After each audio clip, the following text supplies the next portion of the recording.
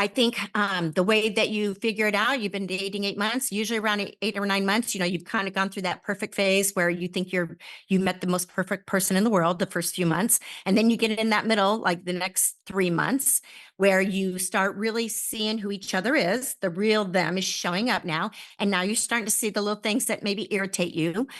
And then that last phase, like, between 6 and 9 months of dating, that's where you have to decide, can I live with this person for the next 50 years? Is what they're doing that's annoying me now, can I live with that? Or do I want to change that? And basically, you have to decide, can I accept that behavior? And accepting someone's behavior means that you don't nag them, criticize them, try to manipulate them into changing. You really accept it. And you decide, all right, yeah, that's annoying, but I can live with it. There's so much good to them. Or you can reject that person. And that is, I can't live with that behavior. And I'm not going to try to change you because I can't change anybody. I can only change me. So I'm going to break it off because that's not ever going to work for me. The only way a person changes is if they see the need for change and they want to change and they're willing to do the work to change. But I can't change him. He can't change me.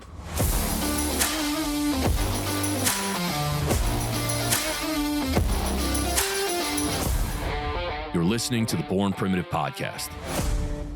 Good morning, everybody, and welcome back to the Born Primitive Podcast. Morning, Tony. Good morning, babe. Did you get it in this morning? I got it in. All right. Well, we got another 80-degree day here in Virginia Beach. I'm rocking the Hawaiian shirt again, so we're ready to get to spring, man.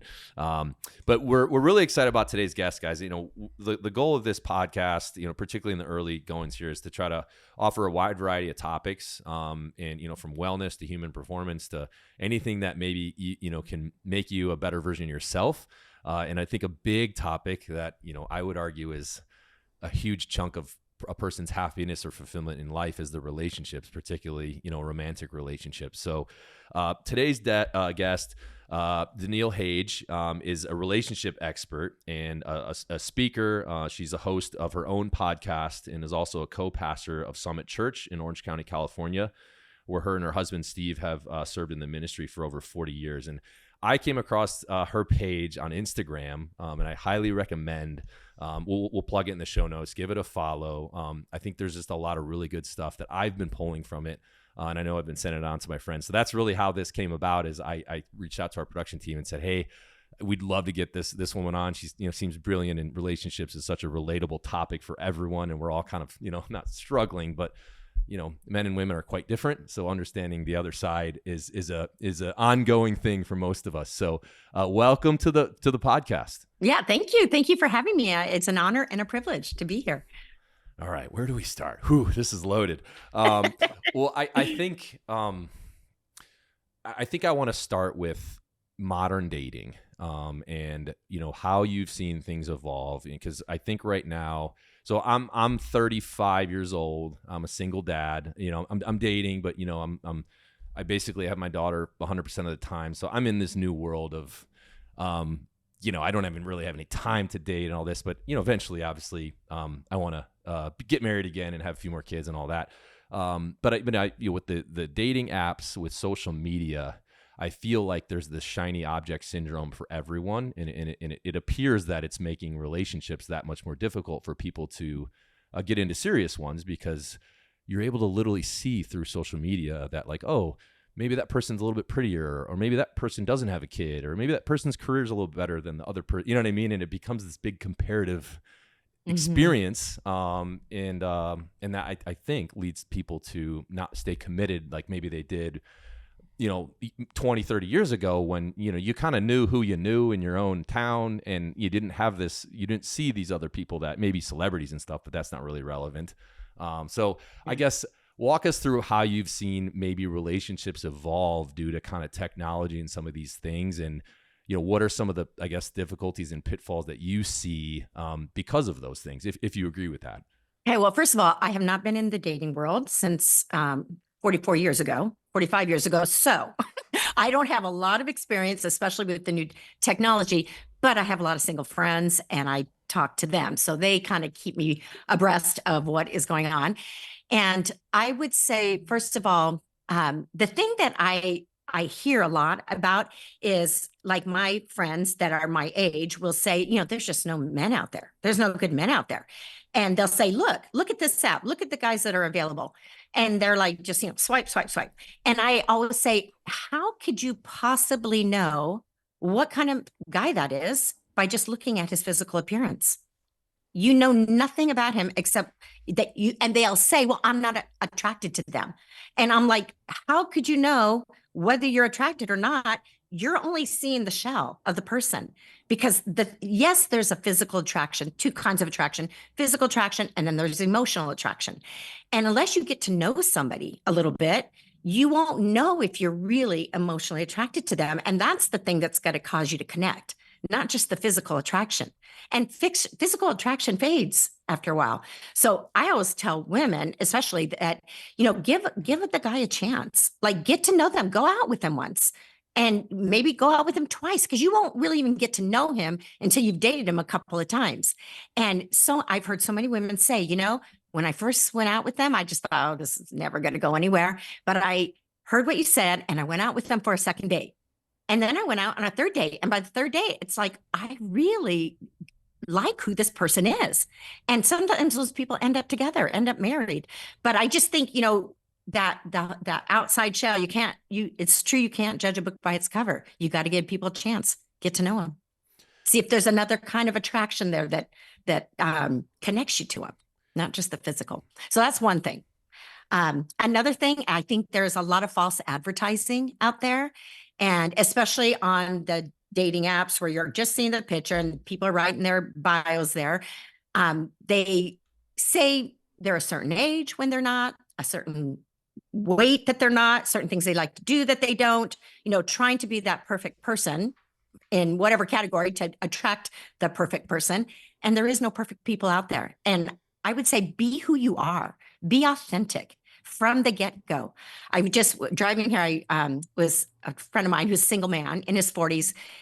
I was asking him, so how's it going? How's it going in the dating world? And he just kind of rolls his eyes, where I see everybody doing that's dating like, it's exhausting.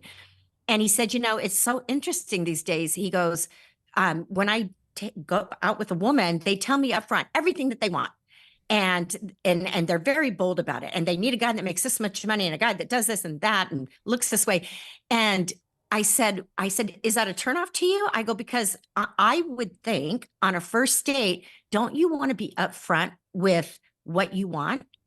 Are you looking for a partner, a monogamous relationship? Are you looking for marriage? Are you looking for someone just to have fun with and just to have a sex buddy? Like, what is it you're looking for? So I would say before you go on a date, you need to be certain about what it is that you want.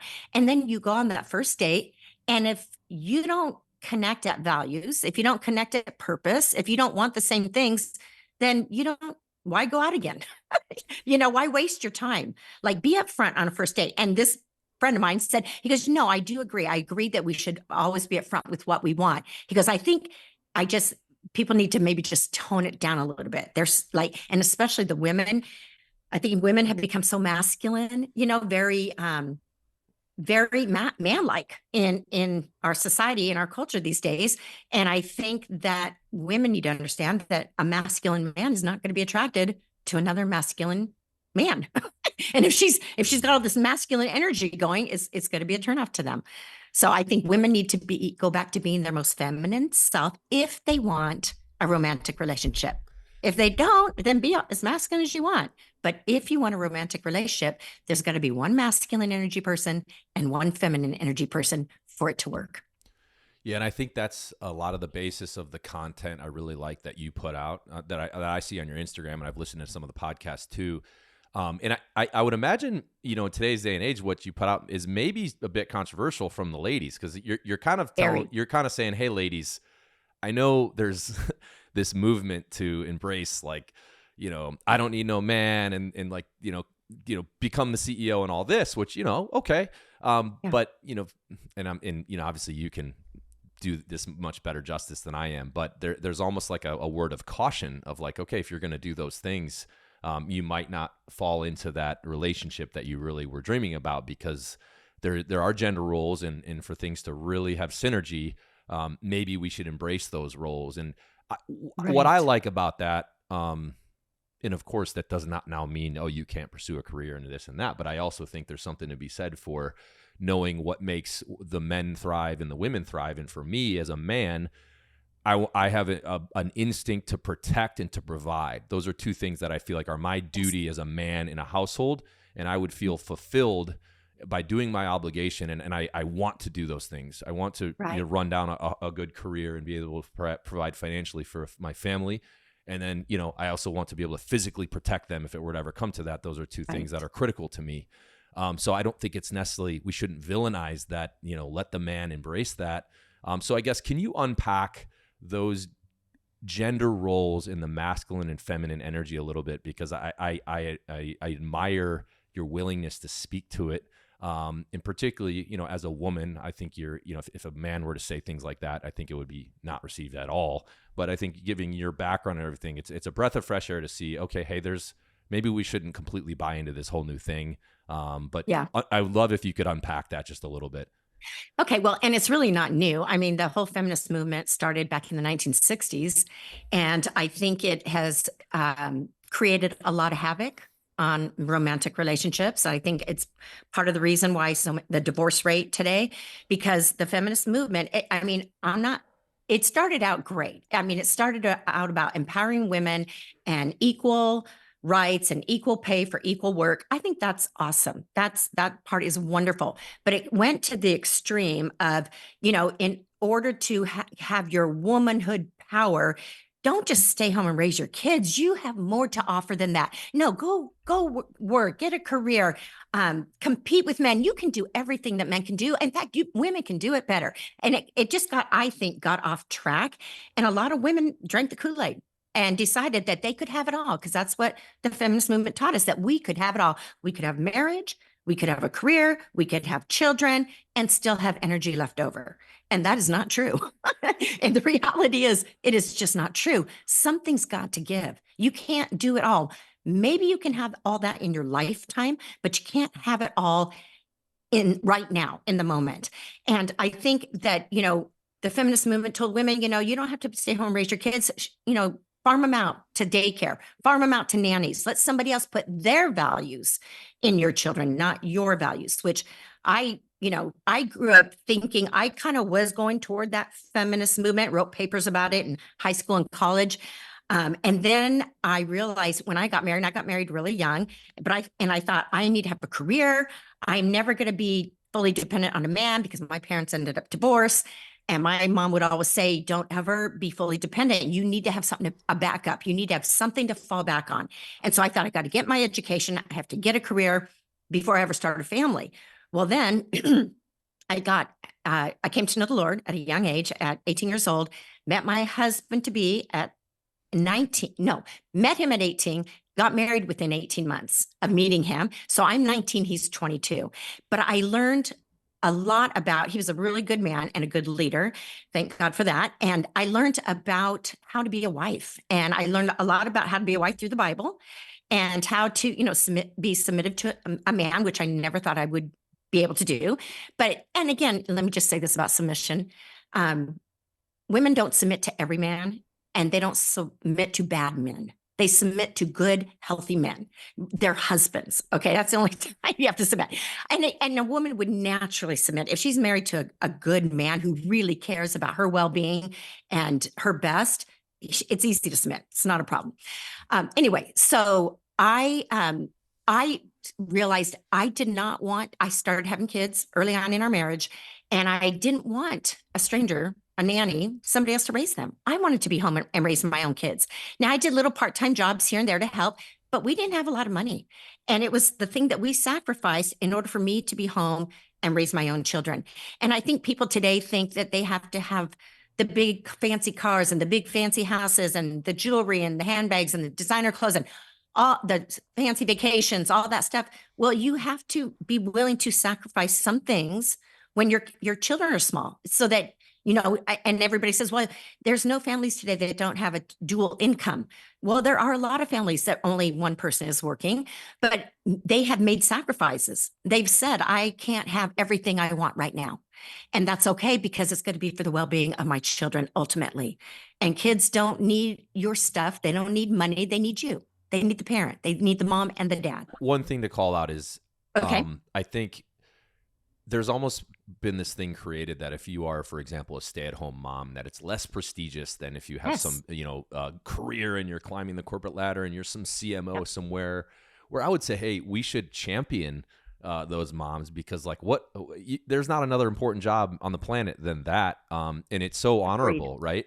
And yeah, does that that won't show up on a resume and something fancy, but for those of us who are parents, we all know how incredible that is. So we shouldn't, we shouldn't make that such a thing of like, oh, if you're just a stay-at-home mom, it's like, no, all of us that have been parents, how much one work that is, but how critical it is to be fostering, that relationship and raising them with the right values and that sort of thing. So I do think, while not to say if someone is pursuing their career that it's the wrong move, we should at least stop villainizing that a stay-at-home mom is some less prestigious thing than being a CMO at some corporation, because I would say I have just as much respect for that stay-at-home mom now that I'm raising a kid solo, you know what I mean, than maybe that CMO that is, working in the corporate ladder. So just wanted to kind of interject that. Yeah. And I struggled with that also as a stay-at-home mom, because especially when they got into school, I was like, okay, now I have time on my hands. What am I going to do? And I needed the encouragement, and I had people around that did encourage me. And then there were people that say, oh, that's all you do? You're just a mom? Just a mom? And I would even call myself that, just a mom. And I started really having to change my thinking on that. I thought, I am doing one of the most important jobs in the world. I am raising 3 human beings. I want to raise them to be great humans. And I can say now that I've done it. My kids are all full grown. They are all married with their own children, and they're awesome. They're awesome people. None of them have ever had any problems with jail or drugs or anything. I mean, they're good people, and now they're raising the next generation. So I'm proud of that. I feel good about that. And I know, maybe not every stay-at-home mom can say that, because I know kids have a mind of their own, but I also think it's not wrong for women to want careers. But I think once you have to decide what is important to you. And I think also, just on another little side note, the women who get in those kinds of careers, yes, they're making good money, but they have to develop their masculine energy, because masculine energy is producing, it's working, it's effort, it is protecting and providing, it's competing, it's conquering, it's, so the feminine energy, like, be masculine all day long at work, lady. But guess what? When you get home, you need to leave the masculine energy at the office and transition back into your feminine energy if you want a romantic relationship. Because a masculine man is not going to be attracted to another man, a straight man anyway, right? So you have to learn to transition and do, and I tell women, do whatever it takes to get into your feminine energy, because feminine energy these are the receivers, the responders, the supporters, the enhancers. They are the beautifiers. And so, and there's nothing wrong with that. We need both. Both are great. Some, I think women have turned femininity into stupid, frilly, frivolous, silly, weak. And it's not. Femininity is a woman's birthright. But in our culture, it's like our culture is trying to say men and women are all exactly the same. They're exactly the same. Again, whatever a man can do, a woman can do. And we're not the same. And our women's bodies were not designed to work as hard as a man. They weren't designed. And that's why you see a lot of women getting breast cancer. Their hormones are messed up. Their adrenals are burnt out. They're getting sick because, again, something's got to give. Either it's going to be your kids are going to suffer, you're going to suffer, your marriage is going to suffer if you're trying to do it all. Be a mom, raise a family, work a high stress job. Women don't handle stress the way men handle stress. So that is a lot of why women are getting sick at young ages. So I just think that the feminist movement was good to a point, but I think it's ruined romantic relationships because the women come home in their masculine energy, calling the shots, being in control, taking charge. And the men are like, whoa, like, that's my job. Like, settle down. So. And on the other side of it, because I've a lot of the girls that I'm friends with will complain that there's no alpha males anymore, that all these men are becoming beta males and all that. Do you think that has anything to do with, I guess, have you seen it? Are men becoming less masculine because of that, or why do you think that's occurring? And then does a masculine female then, like, does a more feminine male work better for that dynamic, or are the guys submissing because like they're realizing, oh, she's kind of alphaing me, so I'm going to kind of take a back seat? Or unpack that a little bit. Well, and again, it depends on the couple, but women can choose. They get to choose what. And I say, before you get married, you need to choose. Do you want to be the masculine energy, or do you want to be the feminine? Because we both have both. Both, men and women have both types of energy at different degrees, or depending on what has been developed. A single woman who's been single a long time and had to support herself financially, take care of herself, she has to develop that masculine energy. She's in charge of her world and herself. But so she gets used to that. But when you meet a man who's masculine, what I have seen is that very masculine women, when they feel safe with a masculine man who can lead her, who loves her, who really cares about her, she trusts him, she feels safe with him, she naturally becomes her feminine. It happens naturally. I've heard more very strong women say, oh my gosh, I was the alpha, but then I met this man. And I love just being able to settle into being pampered and being treated well and feeling safe with him, and so you see it all over. But I think men have gotten a bad rap. I do. I think that men are being accused of things. And, there's all kinds of research and statistics that say, even boys in school aren't doing as well. And I mean, there's a lot of research that says that, our society is very hard on men. That could be one of the reasons why they're becoming more passive. But I mean, I teach women to honor and respect and appreciate men. If you want him to be his best, this is how you inspire his best, his most masculine self. Now, I do believe that there are some men that they're masculine. This has nothing to do with sexuality. They have masculine energy, and they also have a lot of feminine energy. When I get comments about stuff on my social media, and it usually is coming from men, when I say, oh, women need to talk to unload and to de-stress, and I'll have men say, no, that's me. I'm that way. I need to talk. I need to unload. And I always say, I bet he's a musician. I bet he's an artist. And then I go to their profile. Sure enough, artist, musician, designer, because that's feminine qualities. Nothing wrong with that. That's awesome. But and they can still be very male, okay? But this is their gifting. They're maybe they're writers, the poets, that these kinds of guys. A masculine woman will probably attract that kind of man who has a little bit more feminine energy, and that works great for her. But if she wants to attract a masculine man, he can be his most masculine when she is her most feminine. So that's why I'm saying, if you're that kind of woman that has a lot of masculine energy, transition into your femininity. And women will say, well, what does that look like? How do I do that? And I'll tell them, when you get off work, go home and take a bath, put on some music, put on something that you feel pretty in, that you feel sexy in. And it's not even so much just about what you're wearing, but it's the attitude change that comes with it. If you feel pretty, you feel sexy, you're going to be more in your feminine energy. Put on some lipstick, put on a pair of heels, whatever it takes to make you relaxed into your feminine mode is what a man needs. A man craves femininity from a woman. Men don't think there's anything wrong with it. They love it. But it's the women that are down on the feminine energy. And I think we need both. And I think for women, it's their birthright. I always tell women, don't forfeit your birthright of being feminine. It's the very thing that how God designed you. It's how God designed men and women to go together. But she does get to choose. She can choose.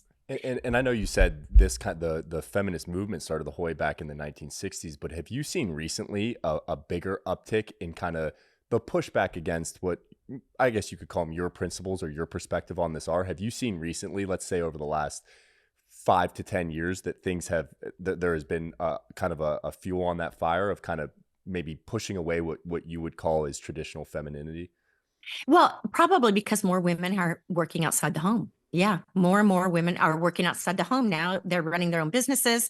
They are the CEOs. And, women are smart. Nobody ever said that they weren't smart. But what I also see, and I think it's been an ongoing thing for the last 40 something years for sure, women getting more and more independent, self-sufficient. What do I need a man for? But what I'm also seeing as those same women are getting older in age, the ones that didn't marry, the ones that thought that their life would be better with a divorce, that would do better on their own, they're alone now. These women in their 60s and 70s, I know I have them around me, and they're saying, oh my gosh, I so bought into the feminist movement back then. I always thought there was a better guy out there for me. I could get someone better. I had marriage proposals, but I never took one. And now I'm 65. I'm alone. I have no children. I'm successful. I have money, but I have no one to share it with. And I think that is sad. And I think a lot of women are starting to see that in their lives and say to the younger women, don't do what I did. Like one woman who's single, 65, 67 years old, she said, for me, I thought marriage was a cop out. I learned that marriage was copping out, that I could have everything I wanted all by myself, and I didn't need a man. And now she's alone, completely alone. And I just think that's sad. I think femininity is having a comeback. I'm hearing more people talk about it on social media, and that gets me excited. I'm hearing more women, the ones who do have feminine energy, they're like my greatest supporters. But the ones that are more masculine, I get a lot of pushback on social media. And 80% of my following is men. My message is for women. But 80% of my following is men, which cracks me up. But I think the men are saying yes. Yes. The women Yes, that's exactly right. Because I saw your stuff and I was like, say it louder for the people in the back. Like, girls, you all need to hear this, which is why I love your content. I would love to hear to kind of like dig in a little bit on. I'm gonna map out a scenario, and then I'd love your input on it. Okay. Let's say we'll use 30 years old, male and female, have been together for 8 months, and maybe either the female or the male starts to recognize there's a bit of a power structure or a power struggle there. How does that symptomize within that relationship, in your opinion? And then what are the steps to kind of resolve that or have open communication surrounding whichever one's feeling that, whether it's a feminine female saying, hey, I don't feel like this guy's masculine enough for me, but I still love these other aspects, or a guy who's saying, hey, this girl who I do love and I love all these things about her, she has like this like she's trying to be too powerful, and it's like doesn't feel like the right dynamic for us. What are some of the symptoms that start to show that would indicate that? Then also, how would you go about kind of addressing that? That is a big question. Yeah. Because every couple, of course, everybody is so different. Yep. But yes, there's definitely always going to be a power struggle between men and women for sure. And it's called having an adversarial relationship, which means we're both trying to get ours, and which really means an antagonistic relationship. And whenever there's a strong dependency, you're super dependent on somebody else, that's what makes for the antagonism in a relationship. Like an employer is dependent on his employees to produce, the employees depending on the employer for a paycheck. A parent-child relationship is adversarial. Kids are dependent on parents for protection and provision, and parents are dependent on kids for good behavior, especially in public. And then men and women are dependent on each other. Men are dependent on women for sex. Women are dependent on men for protection. And even women that say, well, I don't need a man's protection anymore. I can protect myself. I've taken self-defense classes, or I carry mace or whatever. Still, we know that men are bigger and stronger. They're bigger and stronger, which is, there's a little scare for women in that.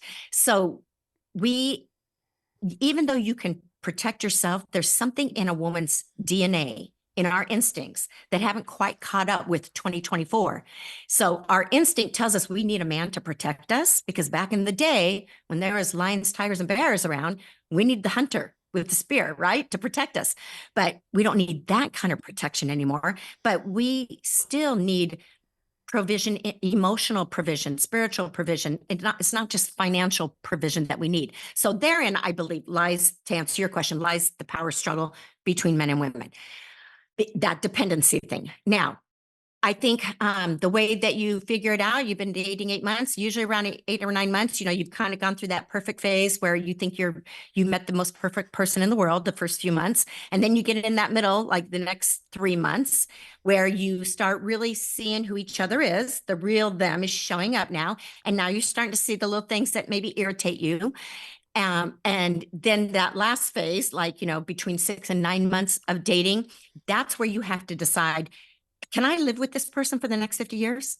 Is what they're doing that's annoying me now, can I live with that? Or do I want to change that?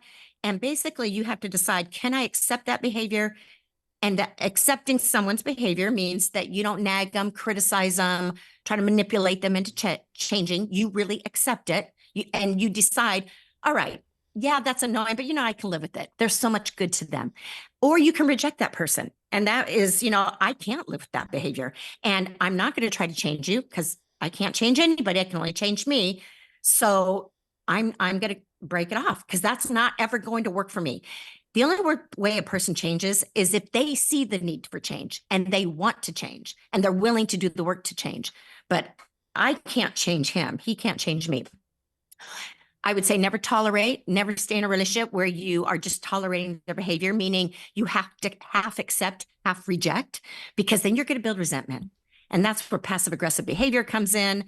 I don't think, as far as the power struggle, I think if a woman feels safe with the man, she trusts the man, then she'll let him lead. She'll empower him to lead and be the boss. And I think a man, if he feels like a woman is trying to control him by criticize him, I think it's going to chip away at the connection that they have. So yes, they have to communicate. The only reason a woman would try to control is if she feels unsafe.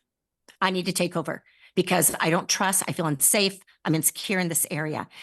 For men, if a man is feeling insecure in his masculinity, maybe he's out of work. Maybe he doesn't feel good about the income that he's making. Maybe he's something about, he's not feeling good about himself. Then that could come out and look like control, where he does have control over someone who's smaller and weaker, women and children. And so he could get, I think that's where men become dominant and controlling and exert their masculinity that would probably be called toxic masculinity, being abusive or raising your voice around women and children, which is terrifying to women and children, by the way. But if he's feeling good about himself, he's content in himself, he's secure in himself, yes, he has dreams and goals, and he feels like a man, he has no reason to use his manly power to try to get something. He doesn't have any reason to, because he's good. Does that make sense? Yeah, I think what you just said there is such a great distinction in the conversation, is the different, and that's a word that's probably maybe a little overused, of like the toxic masculinity. But what you just unpacked is so important, is that none of your message or what we're discussing today is to say that like you need to be the absolute utmost masculine, aggressive male in order for a relationship to work. Because Right. I agree with Absolutely. you. Like true masculine Absolutely. energy is very grounded, and it's like you can access those parts of you, whether it's the aggression, but it should be only in a dire circumstance. Whereas like the men that you like, that a true man kind of just is incredibly grounded, and like I said, only has to access that when absolutely necessary. So Right. to make that distinction, because I could see how, let's say, somebody who views what we're discussing as controversial, they could frame it in their head that way, that like, oh, they're saying that like men should dominate women and that there should be this just like completely, because even the word submissive, and I liked when you said it, you kind of like, you added context to it. Like that word can have like a little bit of a recoil to it, where people hear that and they right away put their fangs up, and it's like, well, no, there's other words you could use there. And the goal here is like to draw out the best of the feminine and masculine, not these traits that only like are kind of the extremes of it. Right. Yeah. There's a book called War on Toxic Masculinity, written by Professor Nancy Piercy. I actually interviewed her on my podcast. That book is amazing. And that's where she quotes a lot of the research about how, people have turned masculinity and framing it as toxic just because men are being men. The toxic part is, yes, men using their power to abuse or to degrade or to diminish or devalue women. Of course, that's toxic, obviously. But masculinity in and of itself is not toxic. We need it. We need men's strength. Women need men's masculinity. So, and men need women's femininity. If we just learn how our genders are so different, how they go together, that we were designed perfectly to go together. We really were, because if we weren't, there would be no survival of our species. So we were designed to come together, man and woman, male and female. For sure. And you see, and like here, I don't want us to have to put on our tinfoil hats, but you see how like and it relates to the gender thing, which is very prevalent now too. And it's interesting because he was on Rogan. I can't remember the guy's name, but he did a historical analysis on when a empire was about to fall, they would become weirdly obsessed with things like gender, and that also the difference between masculine and feminine would start to get blurred into one. And he gave a ton of examples through like ancient Greece and all these other examples of where that happened. And it like that is a little scary right now because it's becoming so prevalent where all these things, it's like reality that we know. And of course, reality shifts over time. And there should be, there's always a conversation regarding what used to be true and what is true now.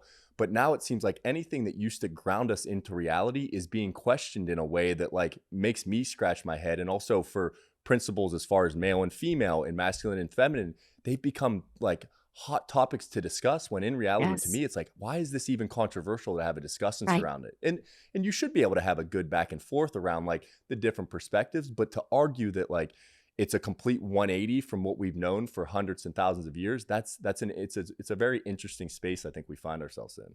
It really is. And it is kind of scary. It really is kind of scary. I think just the biggest mistake we're making is that our culture is saying men and women are the same. Yeah. And they're not. They're really not. I mean, just the way we're designed, look at our hormones.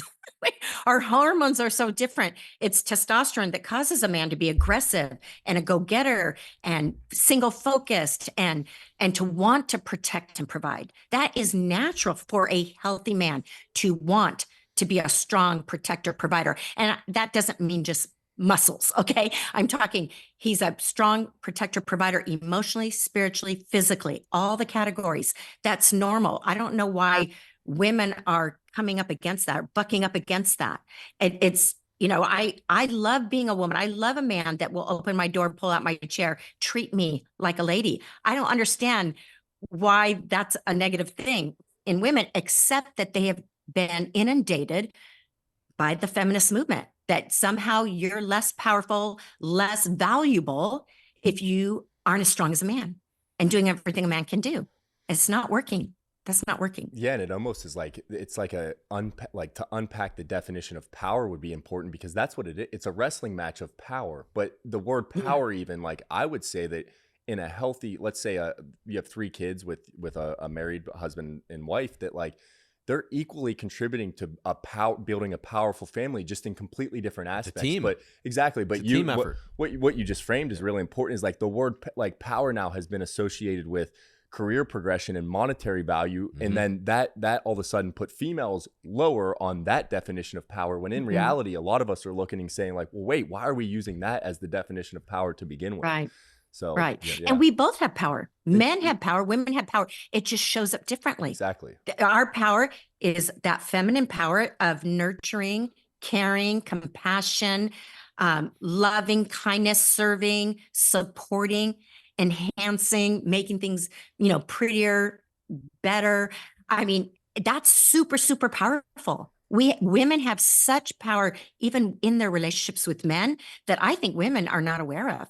And that's what the comments I get from the men saying, yes, listen to what I'm saying. Not just me. Everything I've learned from people, my mentors, books, teachers, people much smarter than me. I am just, but I'm experiencing what I've learned in our culture.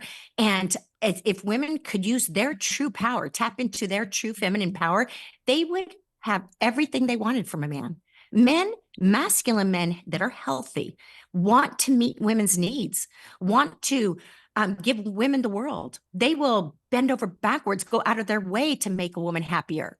It's not their job. He's not responsible for her happiness, but what he contributes makes her happier. Okay. But men, and what I always tell women is that men hold themselves accountable for women's happiness. They really do, even though it's not your responsibility, but that weighs on you. If your wife is unhappy, that it takes a toll on a man because men aren't comfortable around unhappy, upset women. When I bring a panel of men in my seminars and ask them questions, I always ask, what does it do in you when your woman is upset or unhappy?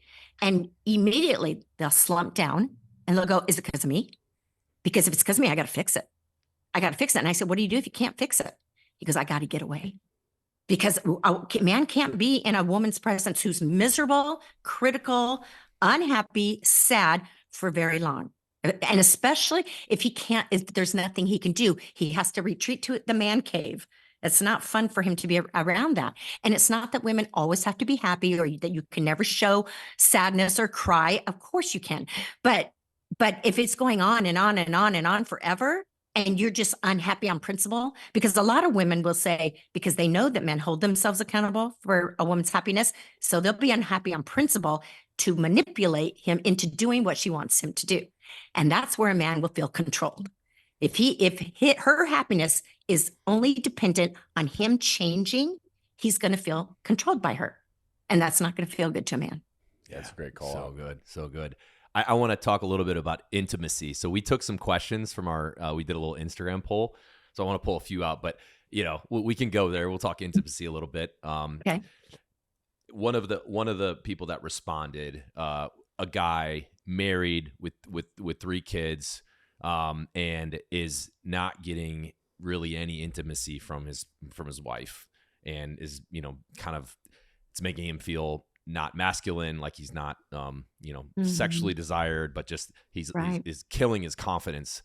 I think that's fairly common in relationships particularly when there's a bunch of kids and stuff. And I have my own friends that, as guys, ladies, just so you know, this is stuff we talk about as dudes. And, when we're sitting around drinking beers together and y'all aren't around, but there's a crazy variance in frequency of intimacy across my friend group. Like, you ask one buddy and he's like, oh, every day. And we're like, holy crap, that's wild. And then you go to the other guy and he's like, once a year on our anniversary. Wow. And we're like, holy shit, are you serious? So for what are your recommendations on intimacy? And I guess for that specific question we got for the guy who isn't feeling wanted or sought after by his own wife, and she's always tired, we'll do it tomorrow, that the kids, which again, like I can see that, right? I only have one, but if there was 3 or 4 running around and you're around them all day. But I guess, what is your response to that? How critical do you think the intimacy thing is? Because I think, at least speaking from the guy's perspective, because of, I think, how we're wired, that is very important. Like, I'm not gonna beat around the bush. It is, right? Yes. And in some of the content you've put out, you've kind of said, hey, ladies, like, even when you're not in the mood, like, if he just went and worked like a 10-hour day and was busting his ass, like, okay, maybe you can, act like it for a little bit just to, like, help him out. And again, these are things like, I love that you're willing to say it, because I'm like, oh man, I bet she's going to get some comments on that. But for the guy's perspective, it's like, yes, like, please, thank you for saying that. So just unpack the intimacy thing a little bit in that particular example for men that aren't feeling like they are connecting sexually with their partner because of just, I'm too tired or whatever. How do they fix that? And what do you do there?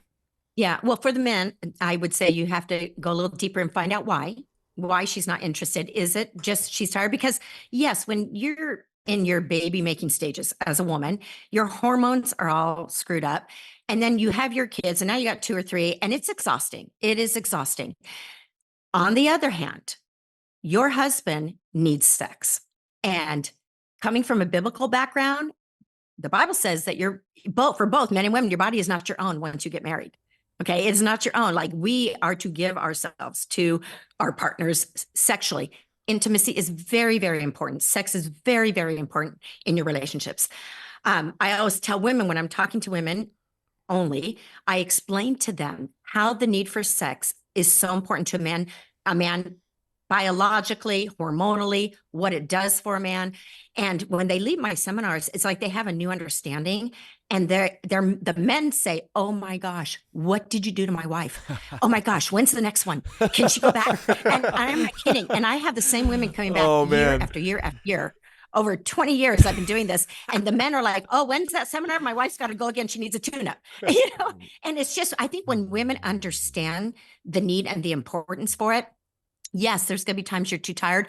But what I always tell women, in fact, the first video I ever did that went to 1 million viewers cracked me up and all I said was, hey, ladies, look at it this way. It's like going to the gym. There's times you get up in the morning, you do not want to work out, but you know the effects of working out. You know how much better you're going to feel afterwards. So yes, when you first start with sex, you're tired, but if you just lay there for a minute, do the caressing, do all the stuff, rarely do you regret when it's over. You're like, yes, that was as good for me as it was him, because orgasms are awesome. Okay. And it will even revive your energy a little bit, lady. But so you just treat it like that. I don't want to go, but I know it's good for me, so I'm going to do it anyway. And rarely do you have regrets. Now, for some women, I got a lot of feedback, it's painful. There's all kinds of medical reasons why they can't. Get to a doctor. Find out what is going on in your body. This is what I tell women. For the man, yes, you're going to have to be patient in this area. Yes, you're going to need to be patient in this area, especially when the kids are small. But guess what, guys? When those kids become teenagers, when they start becoming more and more independent, when that lady is reaching her late 30s, early 40s, she's going to be a new woman, a different woman. There's not all these people hanging on her anymore. And now she's going to be a little bit more free and have more time for you. So hang in there. Don't throw the towel in too quick. But yes, I think from what I have learned, and I know there's going to be people that disagree, is you got to have sex at least once a week. Okay. I've learned that women's bodies forget a man if she's not having sex once a week. Okay. This is how important it is for you. Now, that can't always happen. I believe it depends a lot on the couple and what your arrangement is. I have told people that are busy people, schedule sex. And I'll hear people say, well, that's not romantic. It's not spontaneous. Do you want to have sex? Or do you want just all this romance around it? The important part is getting into the bed. Okay. So schedule it. And I've had more people over the years tell me, do you know that we actually schedule sex now? And we both abide by the schedule. And it's great because we're looking forward to it. We're anticipating. It's like, oh, that's right. Tuesday from, in the middle of the day when the kids are at school or whatever, or, it's like they have it on the calendar and it's working for them. And it's just, and it gets your mindset around it. And especially, and if sex is enjoyable for a woman, and I want to say this to the men, there's a lot of men out there that don't know a woman's body and they don't know how to bring the best out of her in the bedroom. And there's so much information out there, and it's not pornography. That is not where you're going to learn how to make love to a woman, because that's fake. That's pretend. Okay. That's not how women really are in bed. Okay. They're not actors and actresses. Okay.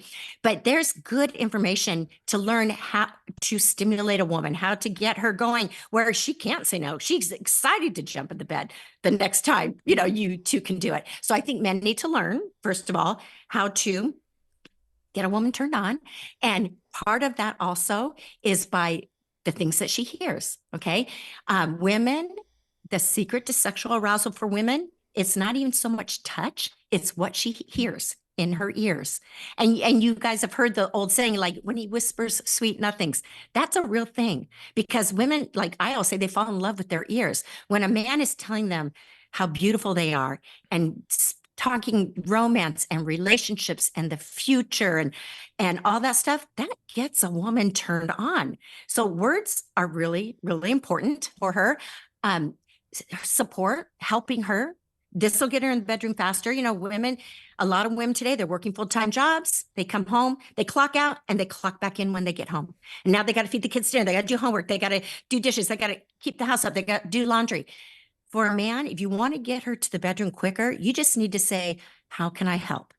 And even more than that, look around and see what needs to be done without her having to ask. That's a turn on for a woman. Like, you just went and did those dishes. Wait, you went and got the kids showered, and now she's free to maybe turn back into a woman, get in touch with her feminine energy. And you can say that, hey, look, I got the kids tonight. We're both tired. I want you to go up and get ready. I'll be there in a minute. I got this.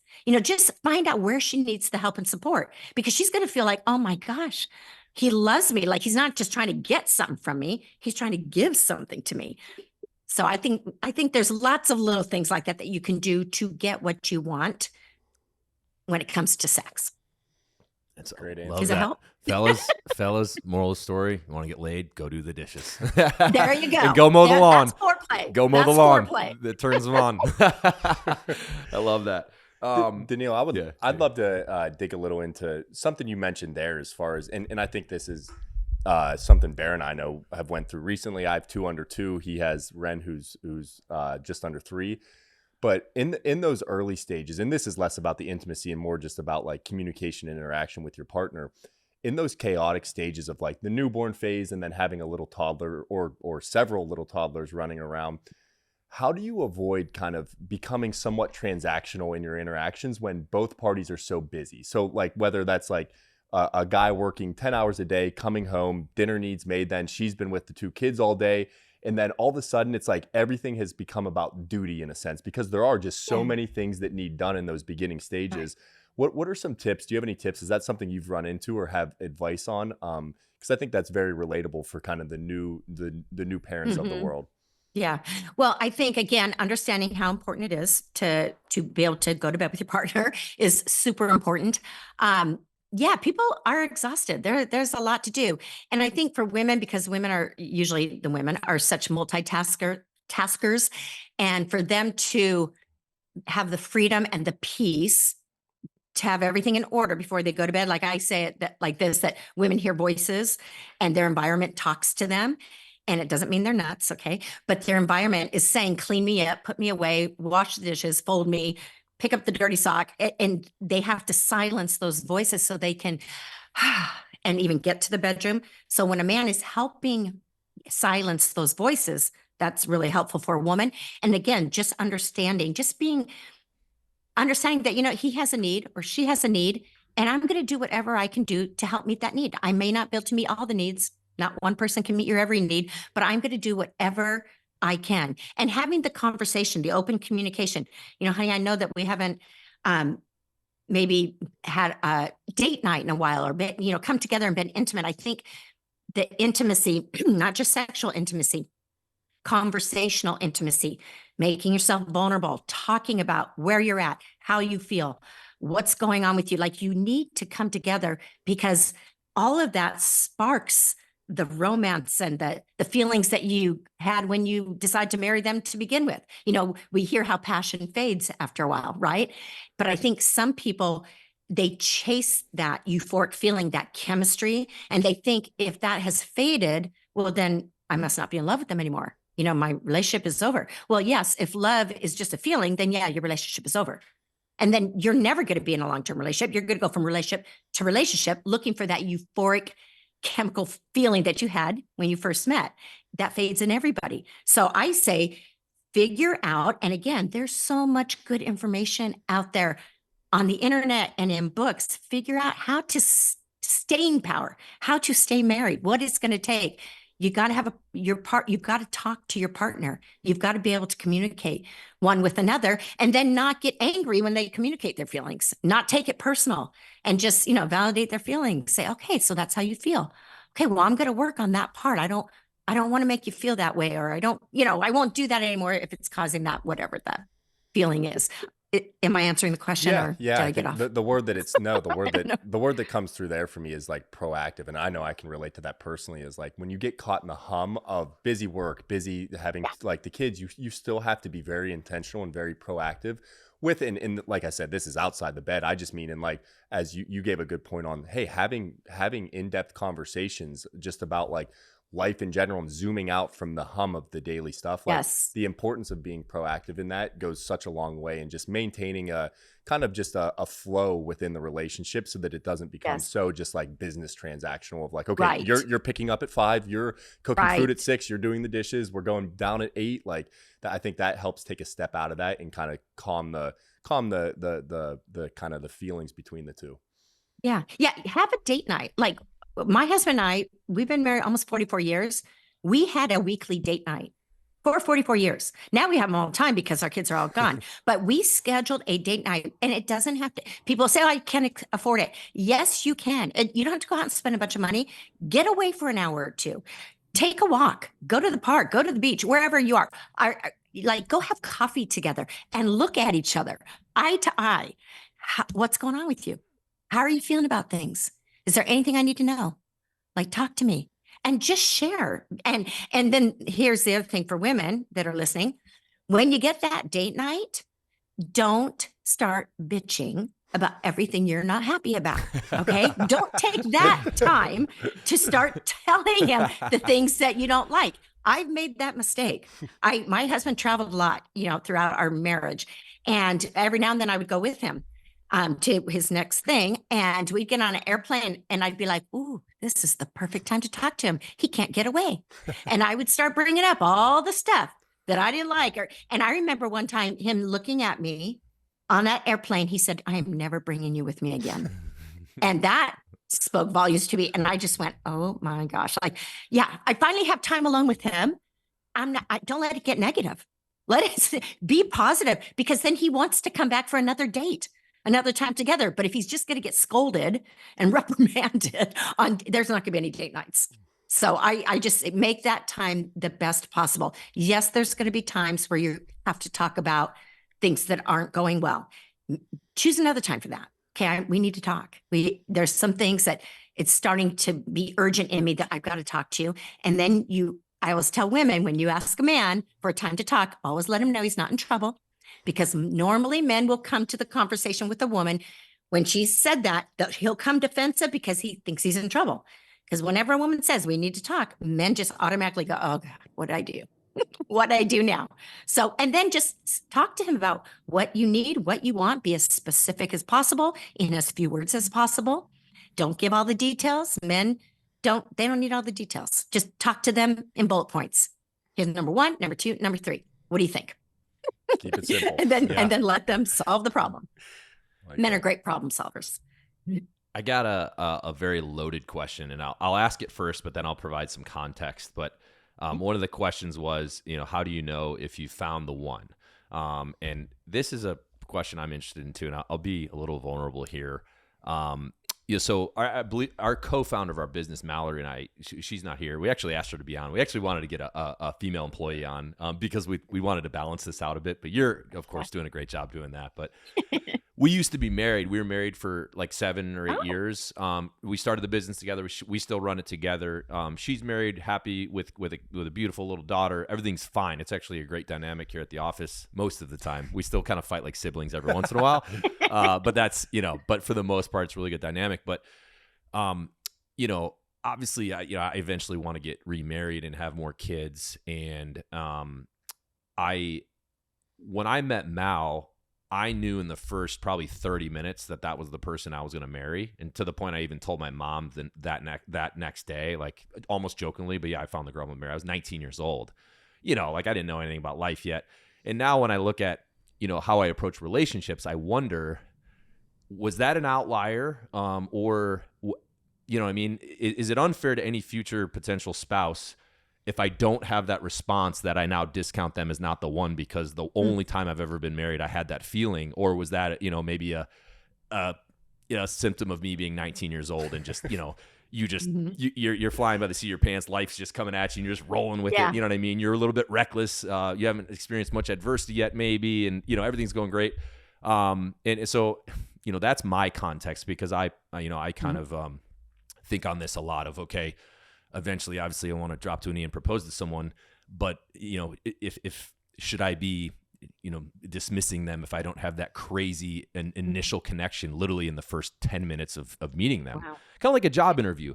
When Tony and I interview a lot of people, I usually am checked out of the interview within 10 minutes because I either know, hell yes, this person's a rock star, we're hiring them, or no chance. I'm gonna go through the questions, but I already made up my mind. There's no way this is happening because of how they presented themselves, and if they showed up late, blah blah blah. Like I can immediately discount them.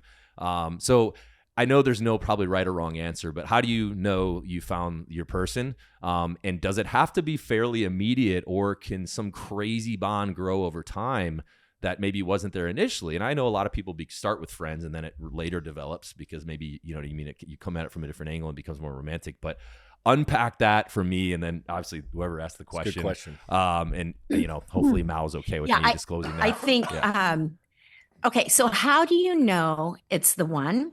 I would say you are your most authentic self in their presence, meaning you feel you can be yourself. You feel safe with them. There's something about them that makes you feel safe. You you're open and willing to talk about everything, anything. They can ask you any question because you feel so safe in their presence. You are your best version of who you are with that person. You know it's the one when you're not looking at them of, well, how once, how much potential do they have for change?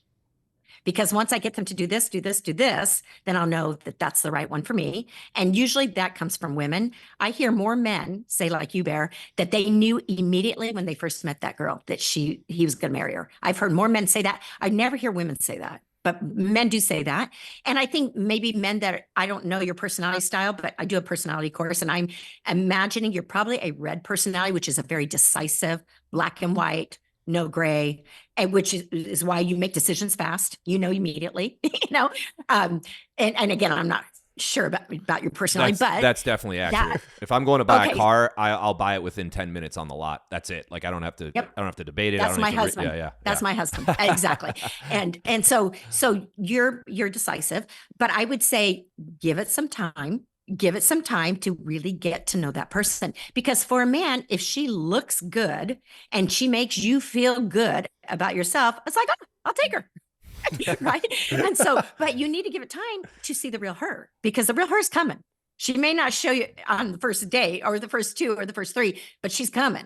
And a lot of women, I always say, be your most authentic self. And women will say, well, men probably say this too, but women to me have said, like this one girl, she's older woman. I'm going to say late 40s, early 50s.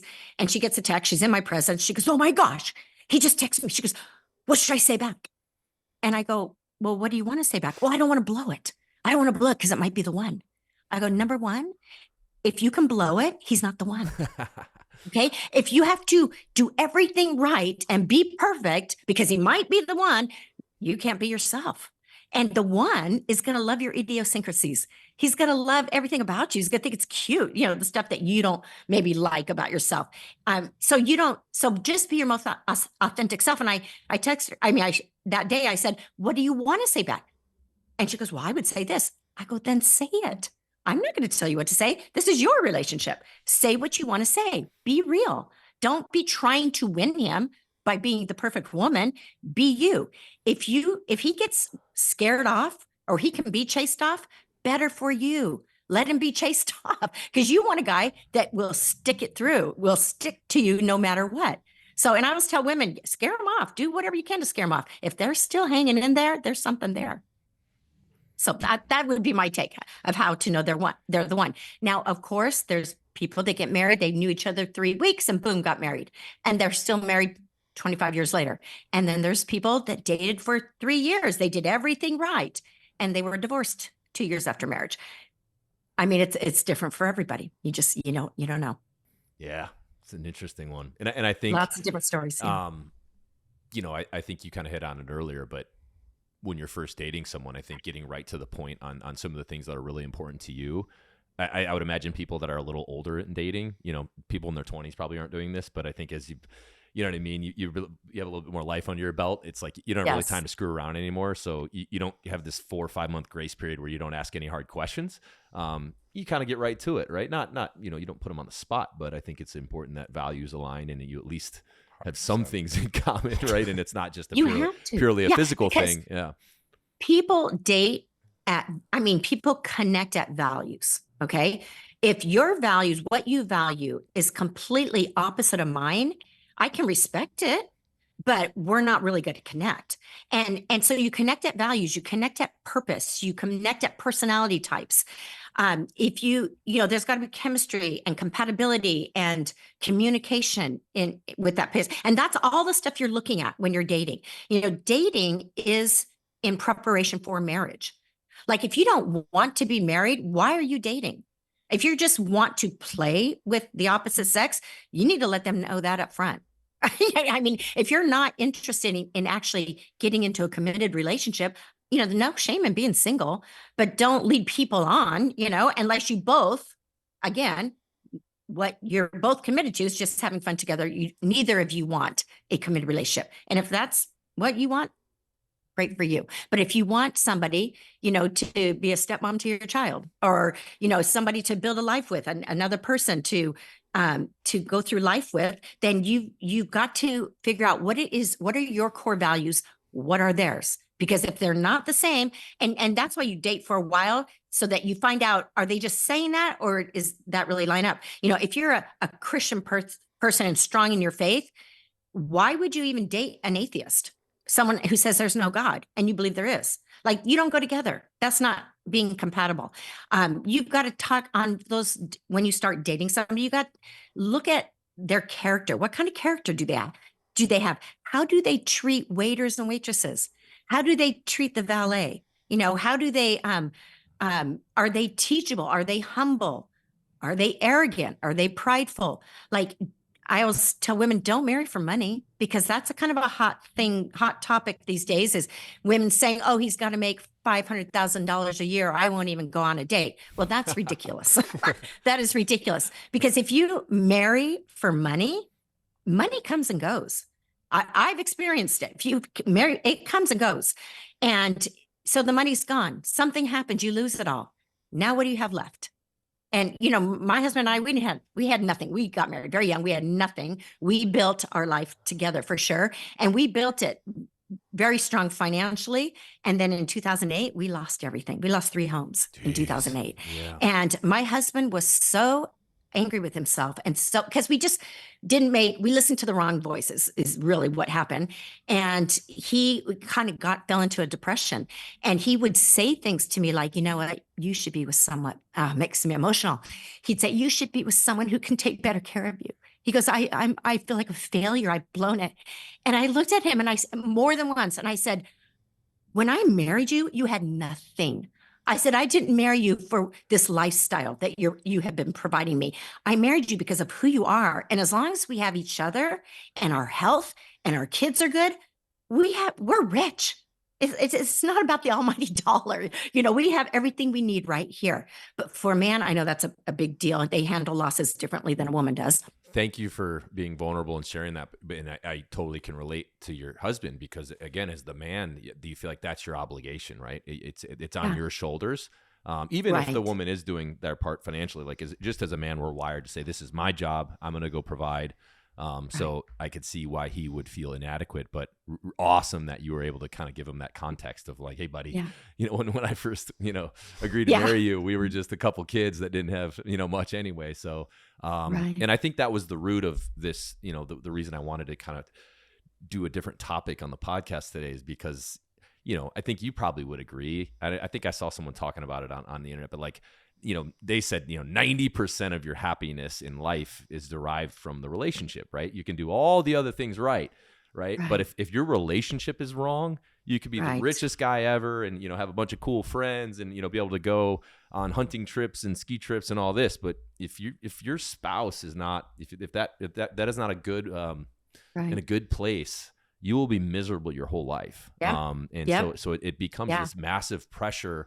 And I guess my last question will be, because I see, and again, this is just my opinion, and it could be totally wrong, but I see girls, I'm 35, and some of the girls that I'm friends with, maybe a few years younger than me, or my age, and they have this crazy sense of urgency of like, I have to marry a guy like now, and I need to have 3 kids yesterday, right? And I've seen some people that I'm friends with, and of course, I don't vocalize this because I don't think it's my place, but that have settled. And they've even vocalized, to their own girlfriends that they're not really happy, but hey, I'm 32 now. And like, I just got to marry someone and I got to because my clock is ticking. And then it almost seems like guys are the opposite where, guys are maybe being too selective and are willing to kind of get older. And then before they know it, they're in their mid 40s and they're like, oh, maybe those fun single years, that was kind of dumb. And now I'm alone. And, so and again, that's just my observation. I know, there's, so I guess, could you unpack that a little bit of like, it's this perfect balance of you can't settle, right? Because then you'll get into that potential scenario where you're not happy because you've picked the wrong person. But if you're too selective, you know what I mean? You're going to be that you're never girl, going to girl that you talked about that's probably can afford to go to Italy and do vacations and do all this, and she doesn't have obligations, which sounds great, but then you're just alone. So what's the point? So again, impossible question, but Well, how do you thread the okay. needle on that? So women, they relate to the future differently than men when it comes to relationships because of reproductive limits. Okay. Men don't have reproductive limits. They can make babies when they're 70. Women can't. They've got a little window. So they're relating differently. So when that's why you'll hear women say, I don't want to waste my time with the wrong guy. Because I don't have that much time and I want to be a mom one day. And so they're going to think differently about, that for sure. Now, settling, let me just say this because people say this all the time. Don't settle. Don't settle. Everybody settles. Everybody settles. You know why? There's no perfect person. I'm going to hold out for the perfect partner. Good luck, because you're never going to find them. You'll find something wrong with everybody. Or, well, I don't want to get married now because there might be someone better. There's always going to be someone better, always. And there's always going to be somebody worse. But that's why it's called commitment, covenant. I'm choosing to marry you, and I'm going to stay married to you for the rest of my life, even though there's always going to be other people around. But if you let your mind go there, you're never going to have a relationship. So you have to decide when it comes to settling, what am I willing to live with and what am I not willing to live with? Okay. Because yes, and that goes back to that accept and reject thing. So I can accept that he or she, they're not perfect. And that can be annoying occasionally, but you know what? I can handle it because there's so many other good things. So you just have to decide. Everybody's going to settle somewhere, but you get to choose where and how and when you settle. Love that. Love it. Tony, you got anything else? No, I appreciate the conversation. I think it's really refreshing because I think, as I mentioned earlier, it's frustrating to me to see these things being harder and harder to even have a conversation because there's Yeah. much emotional energy behind whichever camp you're in. And to me, it's like, hey, let's just be able to talk about it. And then it doesn't surprise me that you're resonating so well with males because I do think I have to say being a guy is like there's been a little bit of a silencing of like the masculine energy to like, hey, you don't get to choose, or you can't say that you want to be in a relationship where you are the masculine force. Like that's inappropriate. So for you being willing, and it's sad that I have to use the word like old school a little bit, or just being willing to talk about how you feel and Yeah. your experience is refreshing because I think that's the best way for each party to be heard is like, hey, let's just lay the chips on the table, have a conversation, and whatever Yeah. you want to make from there, go ahead. But we need people are unafraid to kind of have these conversations in an open and also with a high level of humility to say like, hey, we don't have the exact answer, but we can at least have a discussion surrounding it. Right. Well, and I do get called old school, old fashioned, straight out of the 1950s. But back in the day, women still respected and valued men. And now, because I think partly big part of it is the feminist movement, they have devalued men, and the women are buying into that. And I think that's why some men have become more passive because they think it's wrong to be their masculine, aggressive self. And in the right way, it's not wrong at all. When the right way is to protect and provide for the vulnerable, for the innocent, then that's awesome. That's beautiful, healthy masculinity. And I've stayed married for 44 years because I am old school. And if you look at the new ways in this new millennium that people are doing things, it's not working. There was not the divorce rate back in the 50s and before that there are now. And people will say, oh, it's because we have so many options now. Okay, but we're not animals. We still can make good choices and have morals and integrity, and yes, there's lots of options out there. It used to be that everybody kind of was just in their own little community and they met people in their own little community. But now, we can fly places, we can travel places. We have all these devices where we can meet other people from far away, and that is not within our community. So I think that's part of the problem also is that there are so many options out there, but that's where you have to decide as a good moral human being, I'm going to stick to what I chose in the beginning. This is the girl I found in love with, and I'm going to stick to it. And unless, I'm hearing more and more people are getting divorced for just dumb reasons, like silly reasons. Oh, I got bored. Oh, yeah, well, my kids are gone now, and I'm just kind of bored with him. He's not abusive. He's not an adulterer. He doesn't have any crazy addictions. Why would you divorce? Like, there's so much better stuff out there. Like, I don't get it. Like, no, you made a commitment, stick to the commitment. That's honorable. That's respectable. Unless, there's like, I know there's some times in relationships where it gets really, really bad or violent or whatever. And then, yeah, of course, you got to remove yourself from that stuff. But I got one more question for the fellas. okay. Throw them a softball. So, fellas, if you're listening, take notes because Danielle might give us free advice here. All right. One of the questions was, what is something women secretly wish men understood about them? And maybe you've already hit it in a lot of what you said, but hey, fellas, here's your chance to tune in and, help you out a little bit. Yeah. Well, I would first say, don't have secrets from your man. Okay. Don't just secretly wish it. If there's something you wish, tell him, talk to him about it. And the next thing I would say, probably, again, it probably changes from woman to woman, is don't ever stop pursuing her. What it took to get her is going to take to keep her. Don't quit pursuing her. There's something in a woman when she doesn't feel desired that she starts to wither. Okay. She needs to feel desired by her man. And if she doesn't feel desired by her man, when she gets compliments, when she's out and about by other men, she is going to perk up. Okay. Because women love, I think one of a woman's biggest questions is, am I beautiful? Do you see me? Am I captivating to you? Like, women need to know their man is interested in them. Not all men, but their man. Okay. So always pursue her, date her, do the things you did when you were dating, and don't let that go. Don't ever let that go. And secretly wish.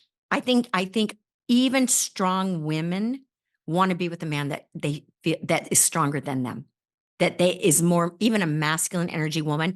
If she is with a masculine man who takes the lead in a good way, in a healthy way, not in a mean way, okay, but leads her gently, that she'll just become putty in his hands. She feels safe. She can trust him. He has integrity. He keeps his word. I'll do anything he wants. And I think it's the same goes for men. If a woman is appreciating him, honoring him, respecting him, telling him she appreciates his strength and his masculinity, he'll do anything in his power to give her anything she wants. Yeah, I love a quote just popped into my head, and I'm going to butcher it, and I actually don't even know who said it originally, but this is for more of the guys. It said, be the man every day that you pretend to be on the first date with a woman. And think about that. That's good. Yes. Who you present that. Yes. And you are, and it's not that you're being disingenuous. It's just that you're bringing that best version of yourself forward. Yep. You can do that. Yep. Actually, that's right. What I often think about, because it's such a great quote, is like, become that man every day. You know what I mean? That you date and maintain it, and you will. Right. You'll live a good life then. Totally. Yeah. And it goes both ways though, too. Of course. We all get comfortable in a relationship, and before you know it, we're wearing sweatpants and, right. like you never, it's like, oh, well, I got him in the bag, so I don't have to, so that's a good lesson. And always treat it like it's that honeymoon period. Sneak notes in their car, this and that. That's such a good advice, because I think most probably don't do that. They get out of that phase. It's hard. Yeah, it's familiarity. They get familiar. They start to take each other for granted. And because I was so young getting married, I had a lot of older women around me, and I remember them telling me, "Don't ever be that woman when your husband comes home that you've got curlers in your hair and a mask on your face, and you're looking ratty and not sexy and stuff." And I bought that. And I remember women saying, you look your best everywhere you go. Like, everywhere you go, in home or outside of home, look your best. And I always did that for my husband, because not just for him, I did it for me, because it made me feel good about me. I didn't go to the gym. I was a personal trainer and taught Group X classes for 20 years. And I didn't do that because my husband wanted me skinny. I did it because what it did in me, and it made me feel good about me. And that was one of our deal breakers early on before we got married. His family, he came from a very obese family, and he was an athlete, and I taught classes, and I said, that will never work for me. I go, that's a deal breaker. I go, you need to take care of your health, because That's something I admire in people. And he said, same here. I said, okay, it's a deal. And we've always been gym rats and, doing physical activities and eating right to keep ourselves our best selves, and again, not for each other, but for ourselves. Because when you feel like you're your best version of yourself, that's how other people are going to treat you at that best version. So. Absolutely. Well, Danielle, where could everyone find you? I know you have the podcast, and then you're doing seminars, and that could be interesting. So, tell us where people can reach you and get more content. Yeah. So right now I'm on YouTube with my podcast on any platform, pretty much YouTube, Instagram, and Facebook. I haven't started up my seminars again, but that is probably going to be the next phase. We were giving this, because I've been teaching this stuff for like over 20 years, but I'm new to social media. And my son actually said, "Hey, Mom, we got to start a podcast." He goes, "You need to get your information out there." And I said, "Really?" I go, I don't know how to do all the techie stuff. He goes, "No, I'm going to do that. That's why I fly to Dallas once a month." And he does all the recording, and it's kind of gone crazy. And I've learned so much by listening to the comments also about where people are at. And I'm kind of blown away. So the next phase is, we will probably be having weekend retreats and seminars, that kind of stuff coming up.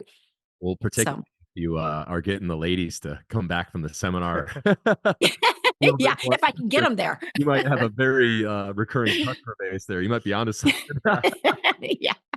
Thank you so much. I know you're a busy lady, and for sharing a lot of that. I know you were vulnerable, and it's great perspective for us. This is the truth we're ultimately we're all seeking to find, and it's a bit elusive. So just to get your perspective was super helpful, and hopefully I know the viewers got something out of that. So we appreciate it. If there's anything you ever need from our end, don't be a stranger. You got an ally over here at Born Primitive. Okay. Good luck with everything.